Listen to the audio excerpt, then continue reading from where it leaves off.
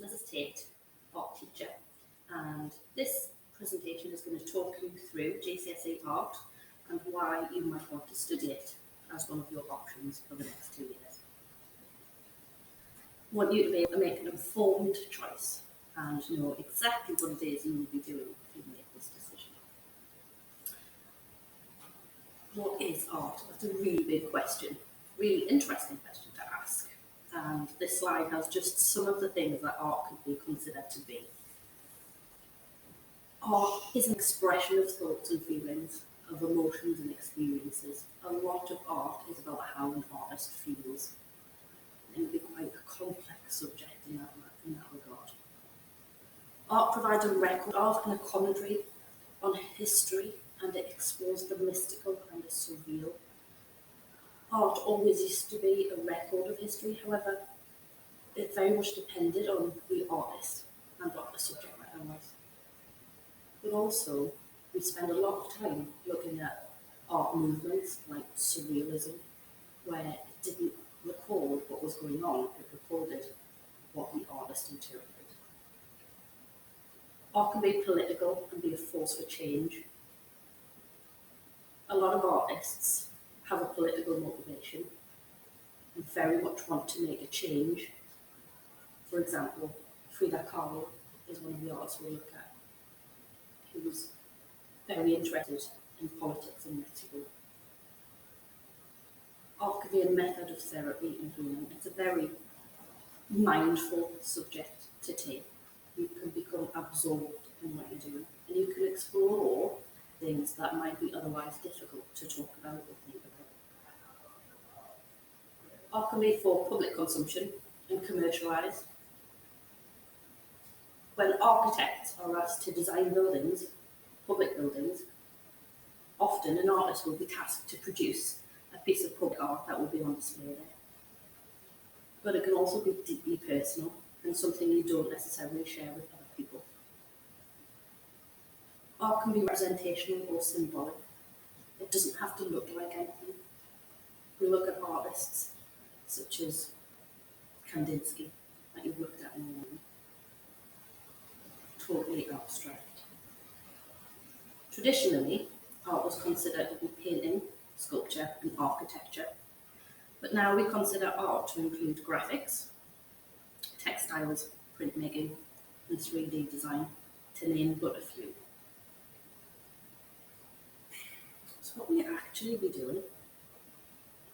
Well, we spend year 10 doing lots of different subjects, lots of different mini projects if you like.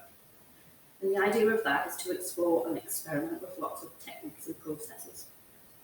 We do a bit of more ceramics work than you'll have done in year 9. We get used to potter's wheels. We do enclosed form. We do things that are a bit more advanced. We've done some very basic printing in year 9 and we'll move that on to things that are a lot more complex. We work with textiles. So looking at fabrics, looking at fabric design. There's a painting project where you learn to use acrylic paints. And lots of other decorative techniques, like batik work, for example. We will develop your drawing skills. We don't expect you to be fantastic at drawing on arrival in year 10. And although we do want to develop your tonal skills, so being able to observe what you see with a pencil accurately and with depth of tone. To draw is quite a loose term, and we also draw with charcoal, we draw with watercolour, we might draw with inks. So lots of different options there to develop your drawing style.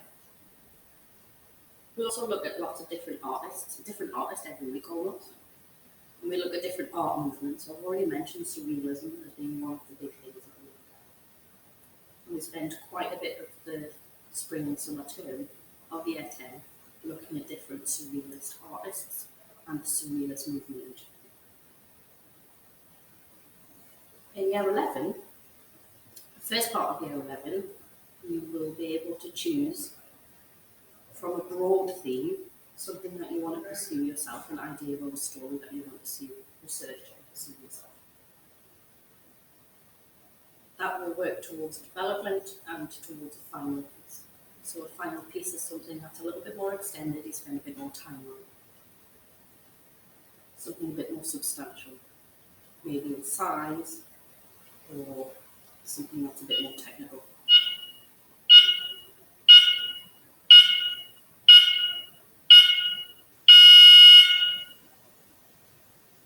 Then, in the latter part of year 11, you'll be set an externally set exam.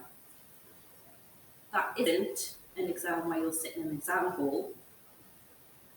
You will be given several months to investigate a theme, to do lots of research, to do lots of development, and all of the preparation you've had in year 10, all the different processes and techniques and styles of working, you'll be able to use to demonstrate your artistic skills in year 11 for that exam. That exam piece, that exam project culminates in spending a full day in the exam block, in the art block, producing a final piece for your exam. So a sustained piece of work it's described as. Again, that might just be a really big painting or something that's really technical, that really demonstrates some skills. So in summary, you'll be able to express yourself by developing and exploring ideas through investigation and experimentation with a range of different media and materials, some of which you'll have some control over. You'll be able to demonstrate and understand the visual language, so that means looking at artworks and artists. Working in 2 dimensions and 3 dimensions, it's not all drawing. And you'll be able to explore contemporary and historical sources of art, craft and design firsthand. We have at least one, preferably 2 trips over the 2 years. And you'll be able to take an individual approach to art, craft and designing. So, now I'll let you know a bit more about it. Go and talk to your friends and family, think about what lessons you enjoy and what things you might like to pursue for your GCSE options. Thanks for listening.